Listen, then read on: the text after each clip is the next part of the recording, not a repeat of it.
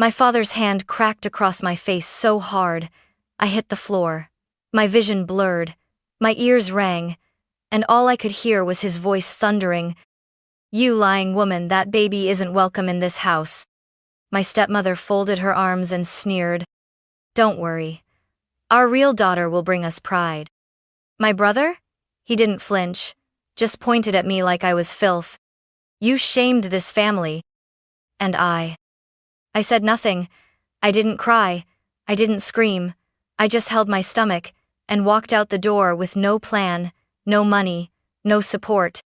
That was 5 years ago. Today they came to my eyes downcast, desperate, begging for help. But the girl they broke doesn't exist anymore. And I wasn't here to save them. I was here to remember exactly who I became without them. Growing up, I always felt like I was renting space in my own family. My mom passed away when I was 7. I remember her only in flashes, her warm voice humming while brushing my hair, the way she used to leave sticky notes in my lunchbox. After she died, everything in our house turned cold. 2 years later, my dad married Tanya. She was poised, beautiful, and always wore a smile that never reached her eyes when she looked at me. That's when things changed. Not all at once, but in small, quiet ways that only a child would notice. She rearranged the house. My mom's photos were taken down, her favorite blanket donated, her recipe box tossed out. Then came Avami, half-sister, the real daughter.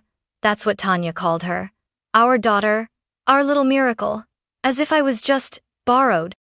My father, David, wasn't a bad man in the beginning, but he was a weak one, the kind who avoided conflict by ignoring it. When Tanya made cutting remarks about me, "Claire's always so moody.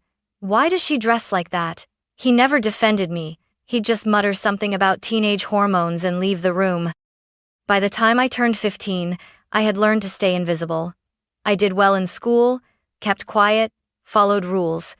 But no matter what I did, Ava shined brighter in their eyes. She got praise for the smallest things, drawing a stick figure. Genius. Reading one book? Gifted. I once won a statewide science award, and my father didn't even show up to the ceremony. "We had Ava's dance recital," he said, not even apologizing. That house was never home. It was a performance space. I was the understudy they forgot was even in the play. Still, I kept hoping that if I just tried harder, got better grades, smiled more, stayed quiet, I might be loved again the way I was before my mother died. But love doesn't come with conditions, and their love, if it existed, was buried under so many rules and expectations that I couldn't breathe. So I stopped trying. And just when I thought I had nothing left to lose, I fell in love with the one boy who saw me, really saw me, and everything spiraled from there. His name was Noah Bennett. He transferred to my high school junior year. He was quiet, kept to himself, but when he spoke, it was like the world paused to listen. He was the first person who looked me in the eye and actually saw me know the disappointment Tanya whispered about behind closed doors, not the invisible shadow next to Ava. We first spoke in chemistry class. He sat beside me and joked that I looked like I actually knew what I was doing. I did. Science had always been my safe place. He smiled and said, "Teach me something." From then on, we talked every day. About everything. Music, dead poets, how we both felt like outsiders in our own homes. His mom worked nights. His dad wasn't in the picture. He understood loneliness, not the dramatic kind, but the dull ache of going unnoticed. One Friday afternoon, we skipped class and drove out past the edge of town. We sat on the hood of his truck, watching the stars. That night, I told him about my mom, about Tanya, about how I sometimes felt like a ghost in my own life. He listened, really listened, and when I cried, he didn't try to fix it. He just held my hand. I fell hard, not because he was perfect, but because he was present. Because in a world that treated me like a burden, Noah made me feel like a person. It wasn't planned. We didn't rush anything, but when it happened, when we crossed that line, it didn't feel wrong. It felt like coming home. We were careful, or so I thought. But a few weeks later, I noticed the changes. At first, I dismissed it just stress, School, late nights. But then I missed a period. Then another. The nausea in the mornings. The dizziness. I bought a test. Then two more. All positive. I was 17. And pregnant. The room spun when I saw the lines. I sat in the bathroom, clutching the plastic stick, unable to breathe. I told Noah the next day, heart pounding. His reaction was quiet. Too quiet. I need time to think, he said. I never saw him again. He stopped answering my texts, blocked me on everything, gone. The one person who saw me had disappeared, and I was left to face it alone. For a week, I kept it secret, unsure what to do. I walked through school like a ghost again, pretending I was okay, pretending the weight in my stomach wasn't growing heavier every day. But secrets have a way of spilling out. Tanya found the test hidden under my bed. And that's when everything exploded. It was a Sunday afternoon. I came home from a shift at the library to find my bedroom door wide open. Tanya was standing in the middle of the room, holding something in her hand. At first, I couldn't tell what it was. Then I saw the pink strip. The pregnancy test. My blood turned to ice. She didn't scream. Not at first. Tanya was never one for chaos. Liked her cruelty sharp and calculated. She raised the stick like it was evidence in a trial, and said in a voice cold enough to freeze the air, "Is this yours?" I couldn't lie. I didn't even try. I nodded once, my voice barely a whisper. Yes. The silence was worse than yelling. It was the pause before a bomb goes off. Then I heard footsteps, Dad's. Heavy, impatient. He stepped in, took one look at Tanya's face, and then at me. "What's going on?" "She's pregnant," Tanya said flatly. For a moment, he said nothing, just stared at me like I was a stranger. Then, like a switch had flipped, his expression twisted into rage. "You lying little girl," he hissed. "How long have you been hiding this?" "Tu was going to tell you," I stammered. "I just needed time." "Time?" he bellowed. "To bring more shame on this family?" And then it happened. I didn't even see it coming. His hand hit me so hard, I spun and slammed into the floor. Pain bloomed across my cheek. My head rang. I clutched my side, the baby, my baby, and tried to breathe. Tanya didn't rush to help. She didn't gasp or intervene. She just crossed her arms and said with a satisfied sneer, "Don't worry. Ava will bring us pride. We still have one real daughter." I lay there in silence. Still. Shocked. Ashamed. And suddenly aware that no one was coming to my defense. Then came Caleb, me brother. 2 years older. Star athlete. Golden boy. He stood at the door, looking down at me with disgust. "You're disgusting," he snapped. "You've shamed this family." I opened my mouth to speak, but there were no words left in me. Dad stood over me, voice shaking with fury. "Pack your things. You're out. You think you can ruin this family and stay under my roof?" "Where will I go?" I asked, barely above a whisper. "Figure it out," he spat. "That bastard child isn't welcome here." I remember Tanya turning off the light in my room as she left, as if she was shutting a chapter. No one helped me to my feet. No one asked if I was okay. They didn't even wait for me to leave. They went back to their dinner like I'd been scraped off the table. I packed in the dark. One small suitcase, a phone charger, 2 pairs of clothes, my mother's locket. I had hidden it behind an old book years ago. It was the only thing of hers they hadn't thrown out. And then I walked out the front door into the freezing night, 17, pregnant, and completely alone. I didn't cry. Not yet. Some part of me had already begun the process of letting them go. It was nearly midnight when I found myself sitting at the 24-hour bus stop downtown, hugging my knees, my breath fogging in the cold air. My phone was down to 6%. I had no friends I could call. Most of them were from school, nice on the surface, but not the kind of people who'd open their homes to a pregnant girl who just got kicked out. I checked my bank app. $38.17. It wouldn't get me far. Maybe 2 nights at a budget motel if I skipped meals. I didn't cry. Not yet.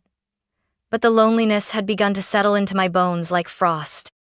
I stayed there until the sun came up, numb and stiff and hungry, and that's when she found me. Her name was Evelyn Grant.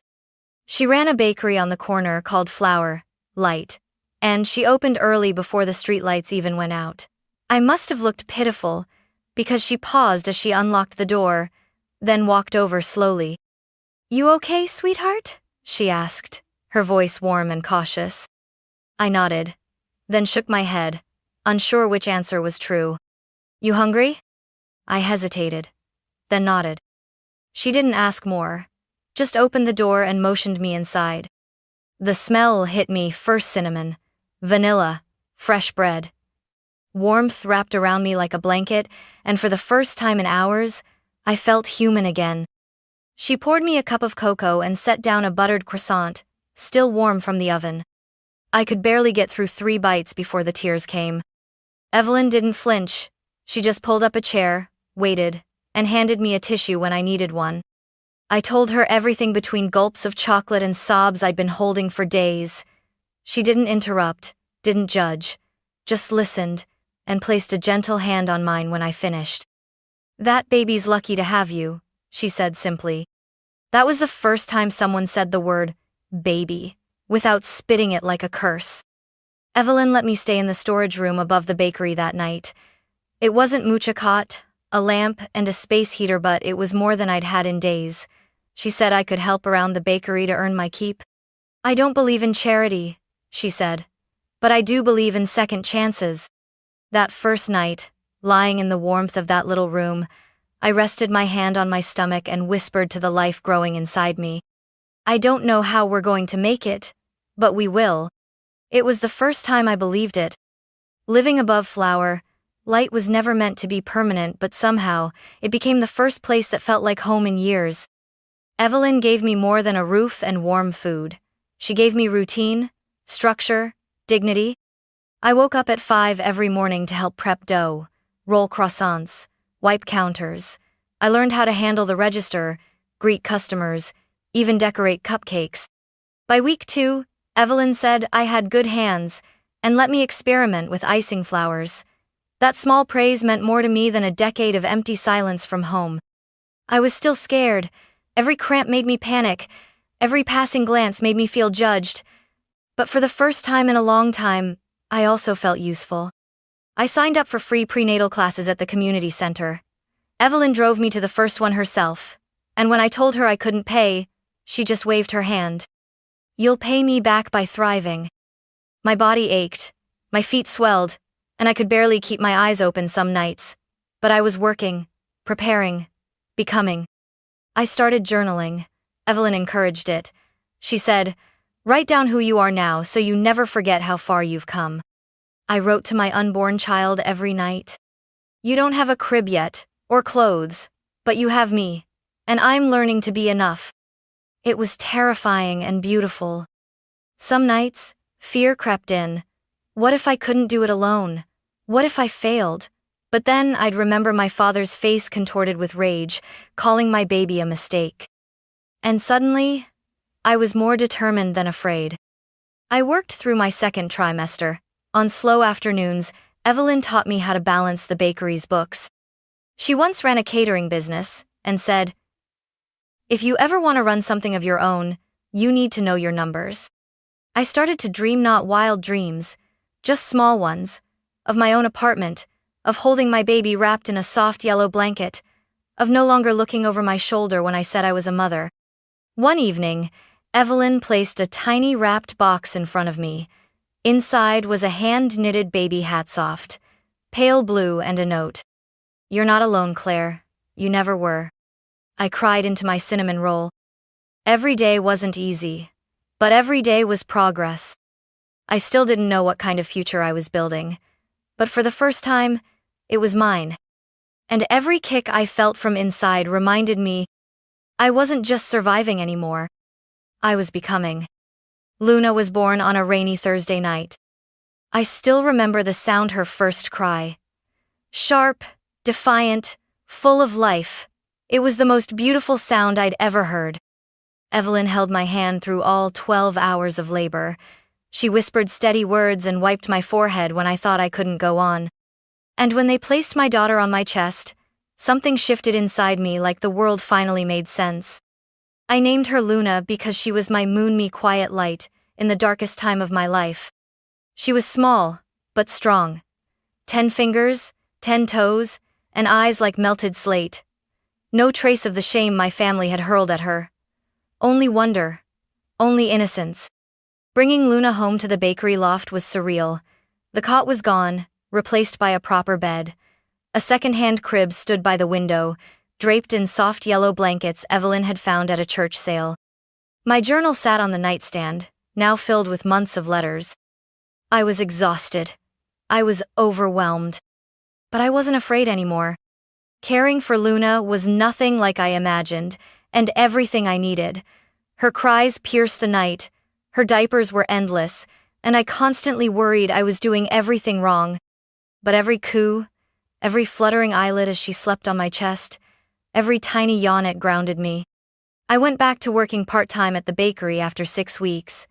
Evelyn had hired a quiet older woman named Marcia to help watch Luna during shifts.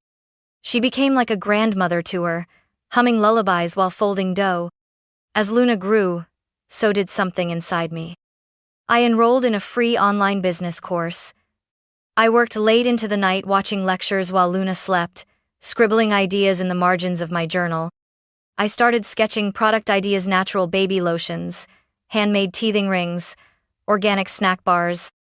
Every idea came from something I'd needed and couldn't find. The vision was still small, but it was real, tangible, mine. I called it Root Plus Rising, because we'd been planted in pain, but we were growing towards something bigger. By the time Luna turned 2, I had my first local order, a small set of baby gift boxes for a friend of a friend's baby shower. I hand-packed them at the bakery, tied each with twine, and cried when I saw the customer smile. Word spread. Slowly. Then faster. Within a year, I had a modest website, a loyal customer base, and a rented corner in Evelyn's bakery for my displays. I wasn't rich. I wasn't famous. But I was independent. I was a mother. I was Claire Dawsonot, the disgrace they cast out, but the woman they never expected me to become. And as Luna's laughter filled our tiny apartment above the shop, I knew one thing for certain. We were building a life. Not from what they gave us, but from what they tried to take away. It was a Tuesday afternoon when the email arrived. Subject line: Urgent. Family emergency. At first, I thought it was spam. But then I saw the name, Caleb Dawson. My brother. I hadn't heard from him in over 5 years. Not a birthday, not a congratulations, not even a cold silence. Just nothing. I didn't open it right away. I stared at the screen, Luna playing quietly in the corner with her crayons, completely unaware that the ghosts of our past were reaching through the screen. When I finally opened it, the message was short. Claire, please call. It's Dad. He's sick. It's serious. We need your help financially. Ava's in college. Mom doesn't work. We can't cover the treatments. Please. We're desperate. No apology. No. We were wrong. Just need. I didn't reply. Not immediately. Instead, I picked Luna up, took her to the park, and watched her giggle as she chased butterflies. I studied her little frame, her dimple when she smiled, the soft golden hair that caught the sunlight. She was my miracle. She was the reason I'd survived. And they had wanted her gone. They had called her a disgrace, had cast me out because she existed. And now they wanted something from us. 2 days later, they showed up at Flower, Light. I was at the front counter. Evelyn was in the back frosting cupcakes. Luna was drawing on the floor behind me, humming softly. The bell above the door chimed. I turned and the air left my lungs. Tanya, Caleb, and my father. He was thinner, paler, worn down in a way that life tends to do when you've built everything on pride and watched it crumble. Tanya wore a hollow expression. Caleb wouldn't even meet my eyes. For a long moment, none of us spoke. Then, my father stepped forward, slowly, and said my name like it hurt him. Claire. I didn't respond. He tried again. I'm sorry. For everything. I was wrong. 5 years too late. Tanya stepped in, her voice softer than I'd ever heard it. We didn't know how far you'd come. We didn't know how strong you were. No, I said. You didn't want to know. They looked down, ashamed. Please, Caleb finally said. He needs a treatment that costs more than we can cover. We lost our home. Ava's tuition drained our savings. We have nowhere else to go. My fingers curled against the countertop. I glanced at Luna, still humming, her little feet swinging beneath her chair. They had left us with nothing. And now they wanted help. I stood tall. I remember the night you threw me out, I said. I remember the slap, the words, the silence. Not one of you called. Not when I gave birth. Not when I struggled to buy diapers. Not when I launched a business from a storage room. My father's eyes filled with tears. I know, he choked. I've lived with that guilt every day. Then you can keep living with it, I said. Because I built this life without you, and I won't let you back in just because you finally realize I was worth something. Tanya tried to speak, but I raised my hand. You told me I wasn't your real daughter. You said your pride rested with Ava, so go to her. Caleb opened his mouth, but Luna looked up and said, Mommy, who are they? The word hit them like a hammer. Mommy. Not daughter. Not sister. Mommy. My title. My identity. My earned role. No one important, baby, I replied gently. Just people from the past. I bent down, lifted Luna into my arms, and turned back to them one last time. You didn't want this child. You didn't want me. And now that you're desperate, you don't get to knock on this door and pretend none of it happened. Please, my father whispered. We're sorry. Then be sorry, I said quietly. But don't ask me to fix the consequences of your cruelty. I turned and walked to the back room. Evelyn met me with misty eyes and a knowing nod. Luna tugged at my sleeve. Mommy, are you okay? I am now, I whispered. And I meant it. After they left the bakery that day, I didn't cry. I didn't shake, or collapse, or second-guess myself the way I might have years ago. I just stood in the back room, holding my daughter, and breathing. It wasn't anger I felt. It wasn't even triumph. It was peace. The kind that settles deep in your bones when you finally understand. You don't need anyone's apology to move forward. You don't need justice to begin healing. You don't need the people who broke you to witness your rise. You just need to truly live without them. Luna and I went home that night, made grilled cheese sandwiches, and watched cartoons. She fell asleep in my lap, one hand tucked into my sweater. I looked down at her and whispered, They didn't want us, but we became everything they're not. That night I wrote in my journal for the first time in months. Today, I told them no.